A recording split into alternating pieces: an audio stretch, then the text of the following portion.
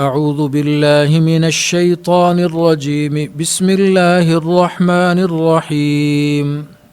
وما أنزلنا على قومه من بعده من جند من السماء وما كنا منزلين إن كانت إلا صيحة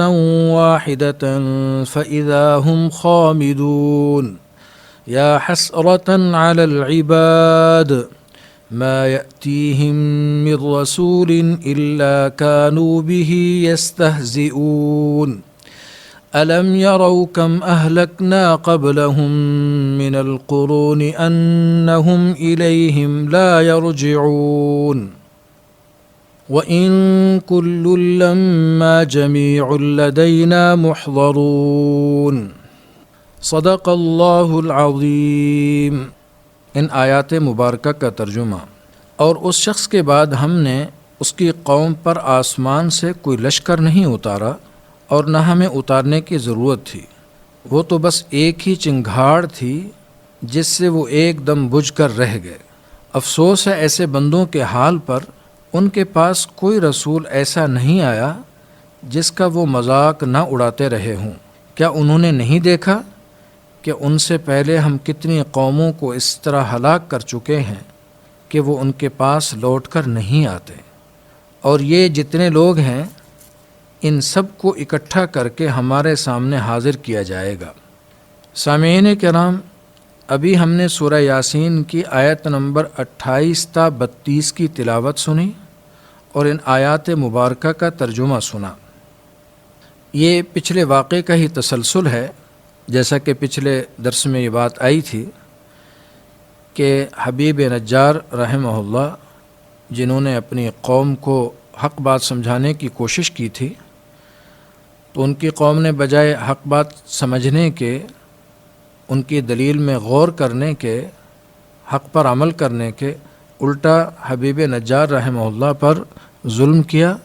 اور ان کو شہید کر دیا۔ وہ تو اللہ جل شانہ کے پاس پہنچ گئے اور ان کے بارے میں یہ بھی آ گیا، اللہ تعالیٰ جل شانہ نے بتلا دیا کہ اللہ جل شانہ کے ہاں ان کو معافی ملی، ان کی بخشش ہوئی اور ان کا اعزاز ہوا، اور اللہ جل شانہ نے ان کے ساتھ اکرام کا معاملہ فرمایا۔ ادھر جب یہ لوگ ان کو شہید کر کے فارغ ہوئے تو ان پر اللہ تعالیٰ جل شانہ کی طرف سے ایک عذاب آیا، اور اس عذاب کے اتارنے کے لیے اللہ جل شانہ نے ارشاد فرمایا کہ ہمیں آسمان سے کوئی لشکر نہیں اتارنا پڑا ان کو عذاب دینے کے لیے، اور نہ ہی ہمیں کسی لشکر کے اتارنے کی ضرورت تھی، بلکہ اصل میں ہوا یہ تھا کہ ایک فرشتے نے ایک زوردار آواز نکالی۔ اس آواز کے اندر اتنی شدت اور ہیبت تھی کہ لوگوں کے کلیجے پھٹ گئے اور پوری قوم ہلاک ہو گئی، اور ان کی حالت یہ ہو گئی کہ جیسے آگ بجھا کر راکھ کا ڈھیر بنا دیا گیا ہو، تو وہ سارے کے سارے ایسے ہو گئے جیسے آگ بجھ کر راکھ کا ڈھیر بن جائے، تو یہ اسی طرح ہو گئے، اعاذنا اللہ من۔ یہ دراصل نافرمان قوموں کو ایک پیغام ہے کہ جو شخص اللہ تعالیٰ جل شانہ کی نافرمانی پر کمر کس لیتا ہے اور اس کی بغاوت پر اتر آتا ہے، وہ یہ نہ سمجھے کہ میں اللہ تعالیٰ جل شانہ کی پہنچ سے دور ہوں، اس کے عذاب سے دور ہوں، اس کی گرفت سے دور ہوں، بلکہ اللہ جل شانہ کی گرفت سے کوئی بھی دور نہیں ہے، ہر ایک اس کی گرفت میں ہے، جب وہ چاہتا ہے اپنی پکڑ میں لے لیتا ہے، لیکن وہ بلا وجہ کسی کو عذاب نہیں دیتا، بلا وجہ کسی کی پکڑ نہیں کرتا، بلکہ لوگوں کے اعمال ایسے ہوتے ہیں کہ وہ اللہ جل شانہ کی گرفت اور پکڑ کا ذریعہ بن جاتے ہیں۔ اس میں خاص طور سے قرآن کریم نے یہاں ایک چیز ذکر فرمائی، وہ یہ فرمائی کہ ایسے لوگوں پر بڑا افسوس ہے کہ جب ان کے پاس اللہ کے پیغام بر آتے ہیں، اللہ جل شانہ کا پیغام پہنچاتے ہیں، حالانکہ ایک تو وہ سچے ہوتے ہیں اور دوسرے دلیل کے ساتھ بات کرتے ہیں، تیسرے یہ کہ ان کی بات بالکل حق اور سچ ہوتی ہے، چوتھے یہ کہ وہ قوم کے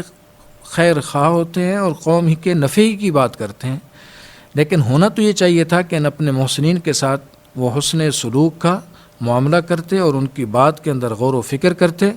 اور اس کو قبول کرتے۔ یہ ان کی بات سننے کی بجائے، ان کی بات کے اندر غور و فکر کرنے کی بجائے، ان کی دعوت کو قبول کرنے کی بجائے یہ ان کا مذاق اڑاتے ہیں۔ ایک آدمی اپنے محسن کو صحیح طریقے سے سنے نہیں، اس کی بات میں غور نہیں کرے، عمل نہیں کرے، وہ ایک الگ تکلیف دہ چیز ہے۔ دوسری بات اس سے بڑھ کر کے پیغمبر محسن ہیں، ان کے ساتھ احترام کا معاملہ کرنا چاہیے۔ بس اوقات آدمی کسی کی بات نہیں مانتا، نہیں سنتا، لیکن ان کے ساتھ بدتمیزی کا برتاؤ تو نہیں کرتا، لیکن یہ لوگ پیغمبروں کے ساتھ استہزاء کا معاملہ کرتے تھے، ان کا مذاق اڑاتے تھے۔ تو یہ خاص طور پہ تنبیہ فرمائی کہ آدمی کو اپنے محسن کے ساتھ اچھے سلوک کا، اچھے برتاؤ کا معاملہ کرنا چاہیے۔ اور پھر آخر میں یہ دعوت دی کہ حق کو قبول کر لیا جائے، کیونکہ حق کو قبول کرنا اپنے ہی فائدے کی بات ہے اور حق کو ٹھکرانا اپنا ہی نقصان ہے، کیونکہ پہلے کتنی قومیں گزریں، کتنی نسلیں گزریں جنہوں نے اللہ جل شانہ سے بغاوت کی، پیغمبروں کے ساتھ استہزاء کا معاملہ کیا، ان کا مذاق اڑایا، ان پر اللہ جل شانہ کے عذاب نازل ہوئے۔ یاد رہے کہ اصل عذاب تو آخرت میں آتا ہے گناہوں پر، شرک پر، کفر پر، لیکن بسا اوقات اللہ تعالیٰ جل شانہ دنیا میں لوگوں کو عبرت حاصل کرنے کے لیے، لوگوں کو دکھانے کے لیے کہ ایسا بھی ہوتا ہے، دنیا کے اندر بھی عذاب کا نمونہ دکھا دیتے ہیں۔ چنانچہ یہ سارے لوگ ہلاک ہو گئے اور ایسے ہو گئے جیسے راکھ کا ڈھیر ہوں۔ اللہ تعالیٰ جل شانہ کے حضور دعا ہے کہ اللہ تعالیٰ ہم سب کو نبی کریم سرور کونین صلی اللہ علیہ وسلم کی سچی محبت عطا فرمائے اور ان کی اتباع کی توفیق عطا فرمائے، اور اس کی برکت سے اللہ تعالیٰ ہم سب کی دنیا بھی اچھی فرما دے، آخرت بھی اچھی فرما دے۔ وآخر دعوانا ان الحمد للہ رب العالمین۔